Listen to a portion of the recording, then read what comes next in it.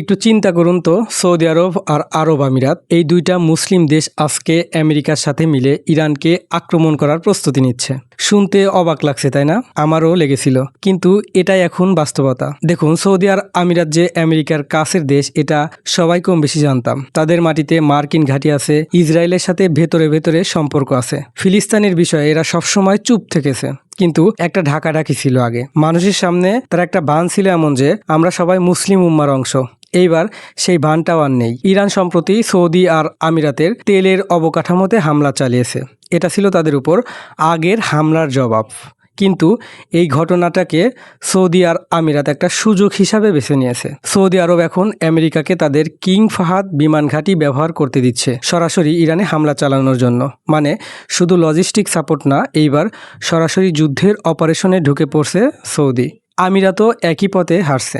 দুবাইয়ে যে ইরানি হাসপাতাল আর ক্লাব ছিল সেগুলো বন্ধ করে দেওয়া হয়েছে।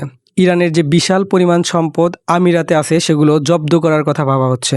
আর বাহরাইন থেকে তো ইরানের দিকে সরাসরি ক্ষেপণাস্ত্র ছোড়ার খবর আছে। এখন ব্যাপারটা কোথায় গিয়ে দাঁড়াচ্ছে সেটা একটু ভাবুন। এটা আর শুধু ইরান বনাম আমেরিকার লড়াই না, এখন মুসলিম দেশগুলো সরাসরি একটা মুসলিম দেশের বিরুদ্ধে দাঁড়িয়ে গেছে। এই পরিস্থিতি যদি আরো বাড়ে তাহলে পুরো মধ্যপ্রাচ্যে একটা আঞ্চলিক যুদ্ধ শুরু হয়ে যেতে পারে। আর সেটা হলে তেলের বাজার, বাণিজ্য, কোটি মানুষের জীবন সবকিছুতেই আঘাত পড়বে। এমনকি এটা বৈশ্বিক যুদ্ধের রূপ নেওয়ার সম্ভাবনাও বাড়িয়ে তুলছে। অন্যদিকে ইরান কিন্তু হাত গুটিয়ে বসে নেই। তারা মুসলিম বিশ্বের দেশগুলোকে ডাক দিচ্ছে, আমেরিকা আর ইসরায়েলের প্রভাব থেকে বেরিয়ে এসো, একসাথে একটা নিরাপত্তা জোট তৈরি করো। কিন্তু সেই ডাকে সাড়া দেওয়ার মতো সাহস বা সক্ষমতা এই মুহূর্তে কতটুকু আছে সেটাই সবচেয়ে বড় প্রশ্ন। আমি আপনাদের কাছে একটা প্রশ্ন রেখে যেতে চাই। মুসলিম দেশগুলো কি কোনোদিন সত্যিকার অর্থে একজোট হতে পারবে, নাকি ক্ষমতা আর স্বার্থের কাছে সেই সম্ভাবনা বারবার হেরে যাবে?